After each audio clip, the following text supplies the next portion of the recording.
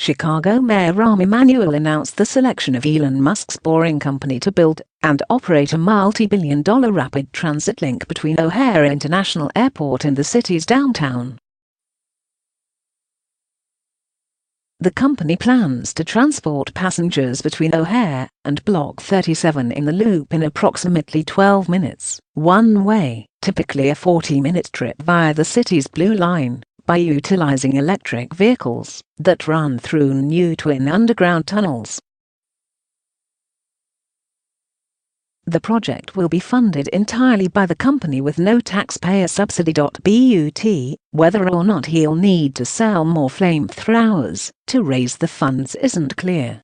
Under the deal, Musk would front the construction costs and then pocket all the revenue from the system's transit fees and any money generated by advertisements, including in-car shopping sales. In other words, Musk intends to fund a massive infrastructure project in part with money from people buying stuff like headphones during a 12-minute trip, most likely using in-vehicle touch screens. Sources tell the Chicago Tribune that the entire project should cost less than $1 billion. If you look at the history of Chicago, every time we've been an innovator in transportation, we have seized the future, Emanuel said in an interview with the Tribune on Wednesday. I think figuring out, when time is money, how to shrink the distance between the economic and job engines of O'Hare and downtown positions Chicago as the global leader and global city in the United States. It is a major boost to Musk's quixotic tunneling project, and the strongest validation from a city government to date.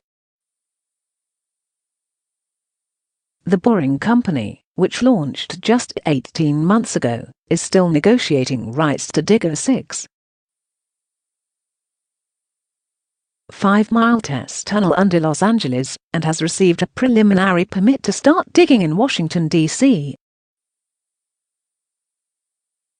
The company has already broken ground on a 2-mile test tunnel under the parking lot of SpaceX, another of Musk's ventures.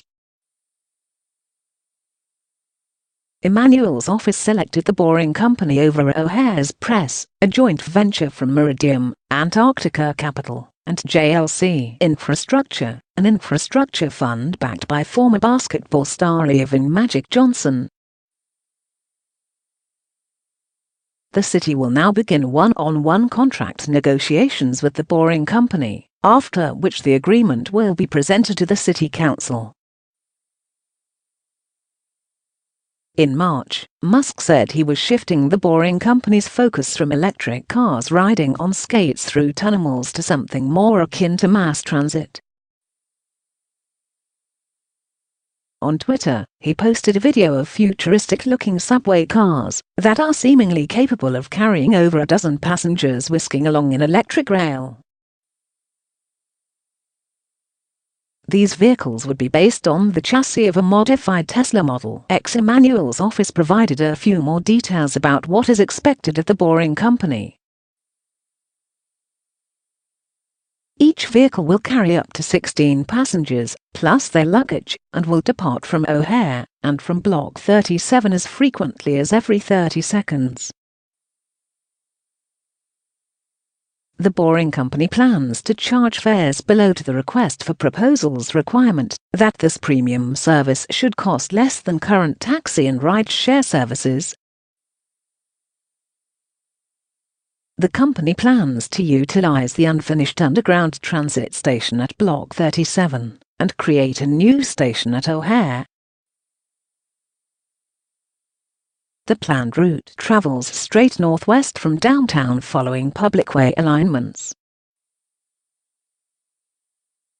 The specific alignment will be finalized during contract negotiation. The questions surrounding the Boring Company will shift from where to how.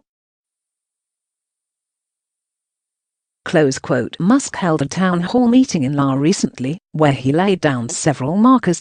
Tickets would be as low as $1 per person. The dirt removed from underground would be repurposed and sold as Lego-like bricks, and he hopes to begin offering free rides through his test tunnel in La later this year. What the Chicago project won't include, most likely, will be the Hyperloop. Musk has said he hopes to connect New York City to Washington, D.C. via the supersonic transportation system, and has received tactic approval for the project from the Trump administration. Of course, transportation experts question whether tunnels are really an answer to the quandary of traffic congestion and overcapacity, in addition to questioning Musk's claims that he can dig tunnels faster and at a fraction of the cost of traditional boring technology.